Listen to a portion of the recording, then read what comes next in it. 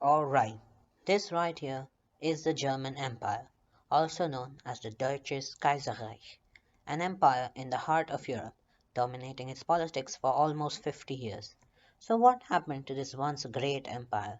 How did an empire, which rose to rival the power of the British themselves and defeat the French, collapse so suddenly? Let's look at this empire.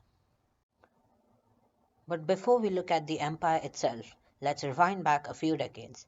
During Napoleon's invasion, he had dismantled the Holy Roman Empire and put in its place the Confederation of the Rhine, made up of all the states of the Holy Roman Empire except Austria and Prussia, out of whose territory he carved out a Polish state.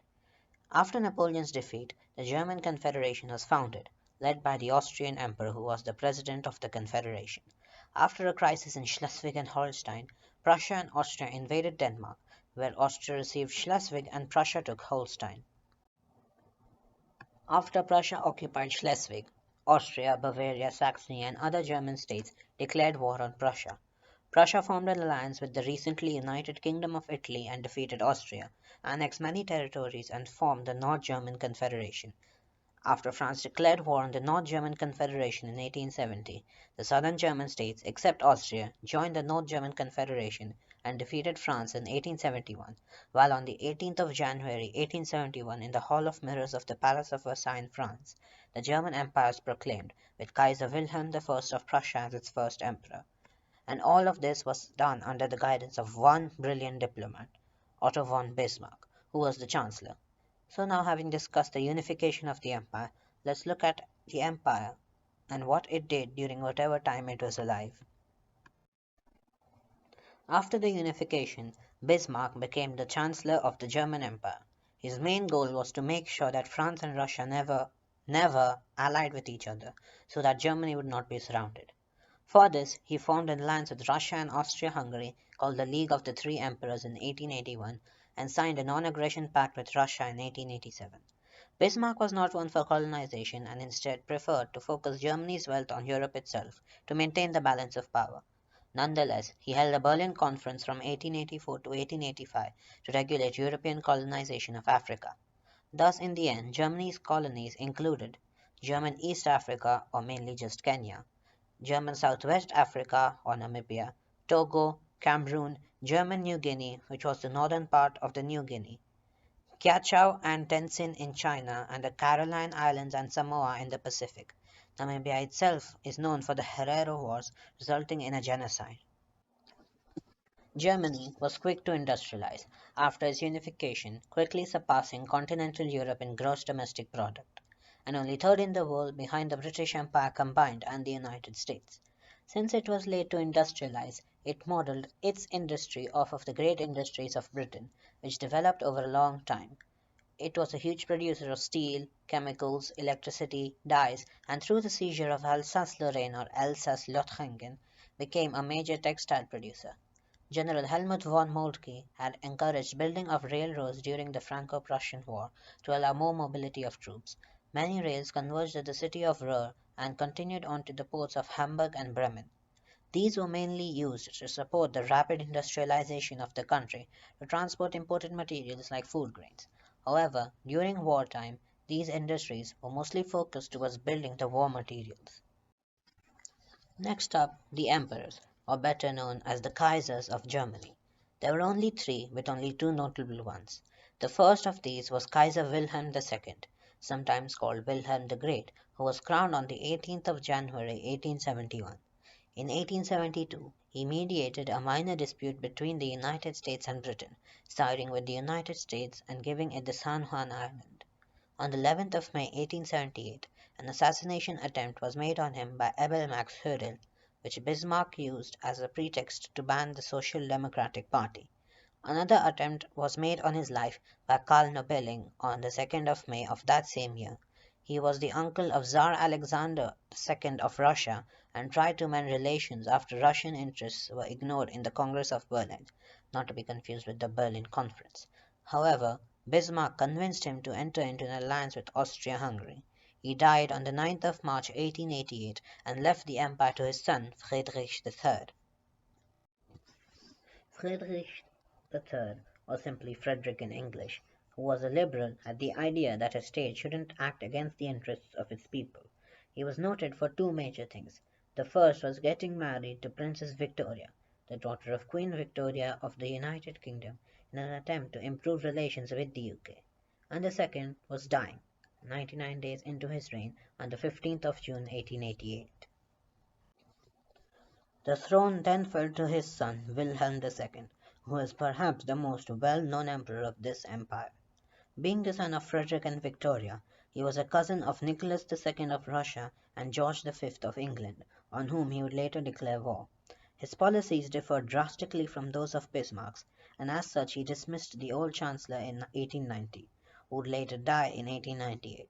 Before his death, he famously said that disaster would occur 20 years after his death if things went on like this.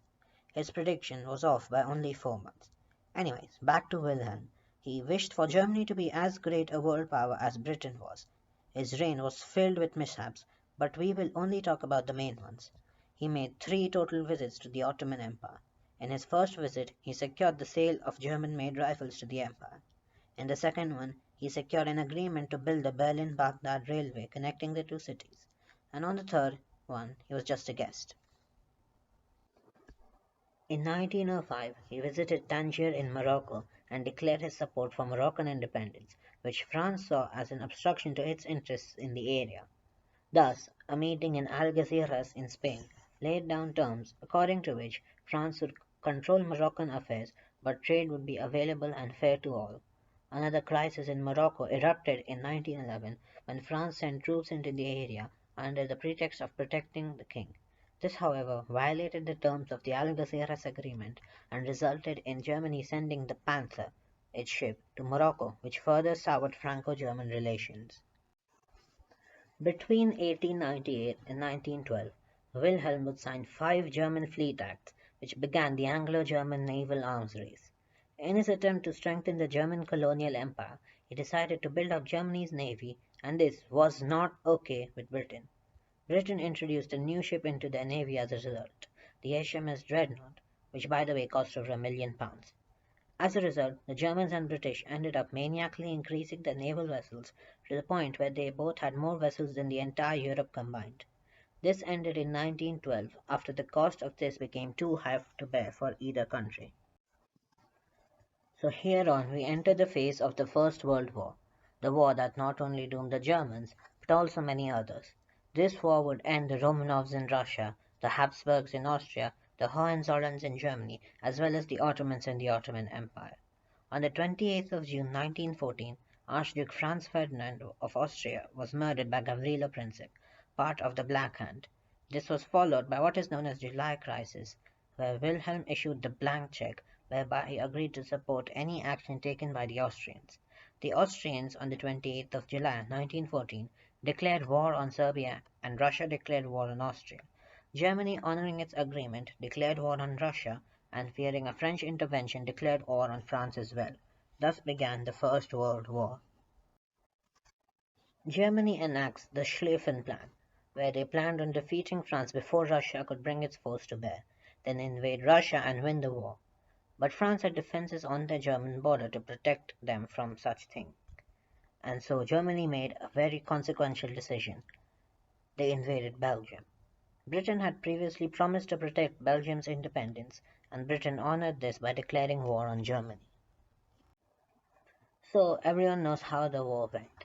Germany tried to invade France but got stuck in a stalemate. They invaded and defeated Russia, then America got involved. Germany's allies collapsed, and on the 9th of November 1918, in the town of Spa in Belgium, Kaiser Wilhelm II abdicated the throne. 2 days later, on the 11th hour of the 11th day of the 11th month, Germany surrendered. The war was over. The aftermath of the war saw territories ripped away from Germany. Eupen-Malmedy was ceded to Belgium, Memel to Lithuania, a part of Upper Silesia to Czechoslovakia, Pomerania and Posen to Poland, and Alsace-Lorraine to France.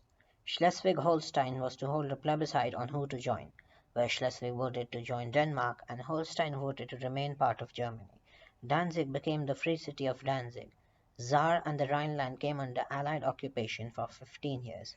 Germany is required to pay 33 billion US dollars, which later contributed to the infamous hyperinflation of the German mark, and Germany's military was reduced to just 100,000 soldiers with no air force, and they were forced to demilitarize the Rhineland.